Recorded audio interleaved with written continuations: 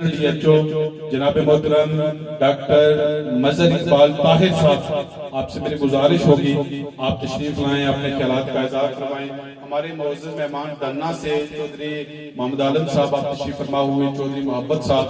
آپ تشریف فرما ہوئے، میں آپ کو خوش آمدید۔ اسٹیج پر بیٹھے ہوئے تمام سیاسی زماں، تمام professional doctors, engineers, educationist, anchors اور پنڈال میں بیٹھے ہوئے تمام ڈاکٹر اقبال صاحب کے ساتھ محبت کرنے والے احباب، چھوٹے بچے سے لے کے بزرگ تک جتنے بھی لوگ اپنے قیمتی وقت سے وقت نکال کے ان کی تجدیدی ریفرنس میں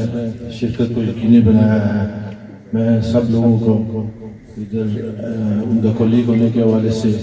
خوش آمدید بھی کہتا ہوں، شکریہ بھی ادا کرتا ہوں۔ مزید میں الیکٹرانک میڈیا، سوشل میڈیا اور پرنٹ میڈیا کے تمام دوستوں کا بھی شکر گزار ہوں کہ انہوں نے بھی ڈاکٹر اقبال صاحب کے اس پروگرام کو پراپر جو کوریج ملنی چاہیے وہ دے رہے ہیں۔ ڈاکٹر اقبال صاحب کے میرے سے پہلے پیشمات جتنے بھی احباب، ان کے دوست، ساتھی، ان کے فیملی کے ممبرز تھے، سب نے بہت اچھے الفاظ میں ان کے بارے میں اپنے خیالات کا اظہار کیا ہے۔ یقیناً ڈاکٹر اقبال صاحب ایک ایسی شخصیت تھے کہ ان کے بارے میں جتنی بھی باتیں کی جائیں وہ میرا خیال ہے وہ کم ہے، اس کے لیے وقت بھی مناسب اس وقت موجود نہیں ہے اور بہت وقت چاہیے ان کے اوپر بات کرنے کے لیے۔ میں کیونکہ ہر خاندان، کنبہ، قبیلے، برادری اور علاقے میں اللہ تعالیٰ کچھ ایسے لوگ پیدا کرتا ہے جن کی وجہ سے وہ خاندان یا کنبہ یا قبیلہ یا وہ کمیونٹی جو ہے وہ پہچانی جاتی ہے اور وہ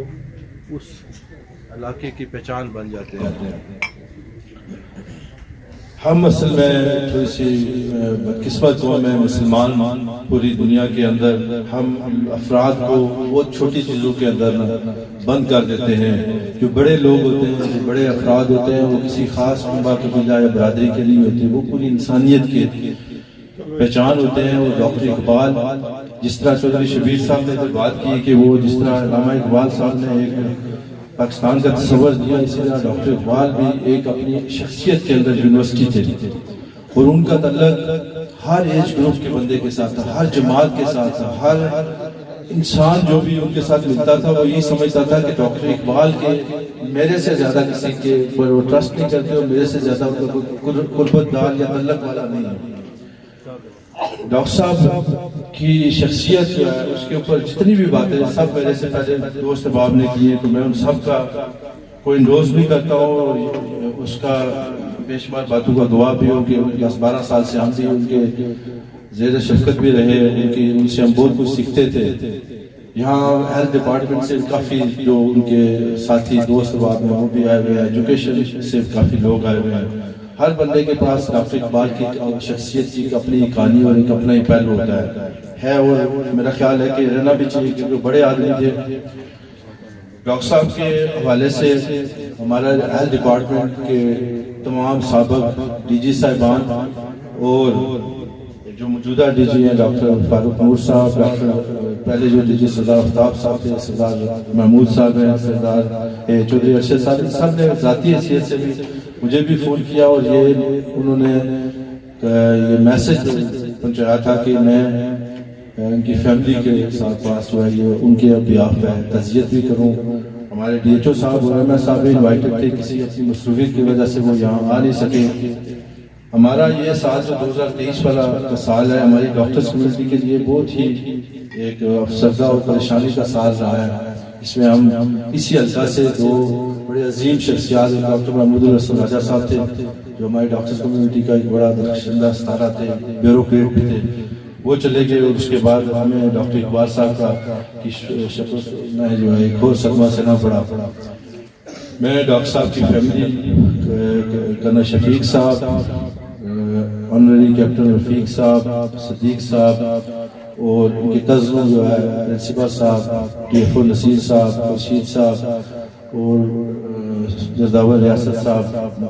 چودھری شبیر صاحب، جن کا میں نام نہیں لے سکتا، خواتین اور حضرات، بلکہ سب کے ساتھ اپنے بیاف پہ میں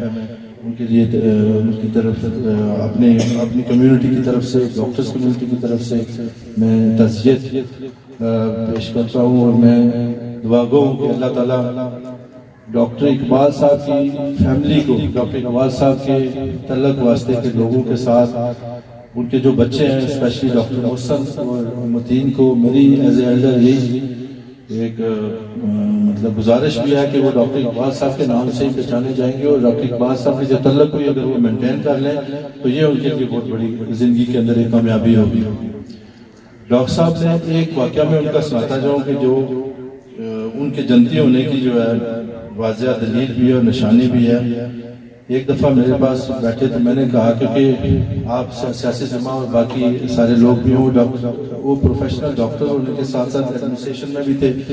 لوگوں کے ساتھ ساتھ وہ ظاہری بات ہے اونچ نیچ ہو جاتی تھی۔ تو میں ایک دفعہ ان سے پوچھ رہا تھا، میں نے کہا ڈاکٹر صاحب آپ جو ہے نا بڑے خوش اخلاق اور ہر بندے کے ساتھ بڑے نفاست سے پیش آتے ہیں، تو یہ اس کی کیا وجہ ہے؟ تو ڈاکٹر صاحب بڑے ہنس کے کہتے ہیں کہ میں نے ایک دفعہ ایک نبی صلی اللہ علیہ وسلم کی اللہ کمی بیشی معاف کرے، یہاں علماء بھی بیٹھے، انہوں نے کہا کہ میں ایک دفعہ واقعہ سن رہا تھا یا حدیث کے اندر نا نبی صلی اللہ علیہ وسلم کے پاس کچھ صحابہ کرام بیٹھے ہوئے تھے، تو نبی صلی اللہ علیہ وسلم نے نا ان میں سے کسی ایک صحابی کے بارے میں اشارہ کر کے بتایا کہ آؤ میں آپ سب صحابہ کرام کو جنتی چہرہ دکھاتا ہوں۔ تو انہوں نے جب وہ صحابی آئے سامنے تو ایک دن محفل میں جدھر بیٹھے ہوئے تھے انہوں نے کہا کہ یہ بندہ جو ہے نا یہ جنتی ہے، کسی صحابہ کے بارے میں نے کہا تھا۔ اسی طرح 2-3 دفعہ اگلے دن بھی ایسے ہی ہوا، اس کے بعد تیسرے دن بھی ہوا۔ تو ہماری کیونکہ انسانی نیچر ہے کہ ہم لوگ جو ہے جس کے بارے میں کوئی اچھائی بیان کی جاتی ہے تو ہم کہتے ہیں یار یہ کیا ایسا کام کرتا ہے۔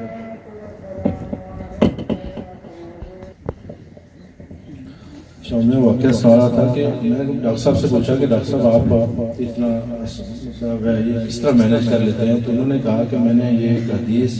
واقعہ سنا تھا کہ جس میں نبی صلی اللہ علیہ وسلم کسی جنتی صحابی کے بارے میں دوسرے صحابہ کرام کو بتا رہے تھے، تو دوسرے صحابہ کرام نے جب ان سے پوچھا کہ یار یہ ایسا کون سا عمل کرتا ہے کہ جو نبی صلی اللہ علیہ وسلم اس کو جنت کی بشارت دے رہے ہیں، تو انہوں نے انماق کے طور پہ یا جس طرح کہتے ہیں کہ ان کو آپ ذہن میں اشتیاق پیدا ہوا کہ میں دیکھوں کہ یہ بندہ کون سا ایسا کام کرتا ہے، تو وہ 2-3 دفعہ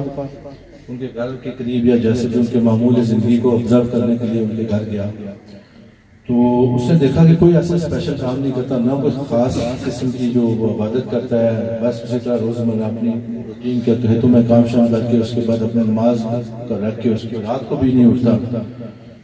تو اس نے ان سے دوسرے تیسرے دن جب وہ تنگ آ گیا تو اس سے پوچھا کہ یار آپ ایسا کون سا کام کرتے ہیں کہ جس کی وجہ سے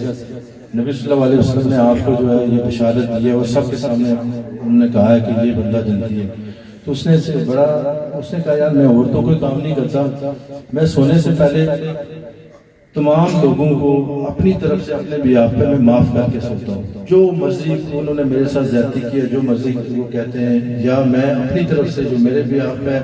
میری طرف سے لوگوں کے لیے جو کام ہوئے ہیں یا غلطیاں ہوئی ہیں یا میرے ان کے حقوق کو میں نے وہ میرے بیاہ پہ ہوا ہے تو میں سب کو معاف کرتا ہوں، روز میں سب کو معاف کرتا ہوں، سب سے معافی مانگ کے سوتا ہوں۔ تو اللہ تعالیٰ سے یہی میرا ایک ایسا عمل ہے کہ شاید کی بات ہے کہ اس کی وجہ سے میں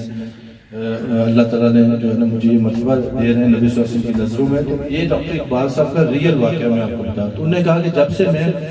نے یہ چیز سنی ہے نا تو اس کے بعد میں نے ہمیشہ کوشش کی ہے کہ لوگ مجھے بہت سخت آدمی سمجھتے ہیں، لوگ میرے بارے میں طرح طرح کی باتیں کرتے ہیں، لیکن میں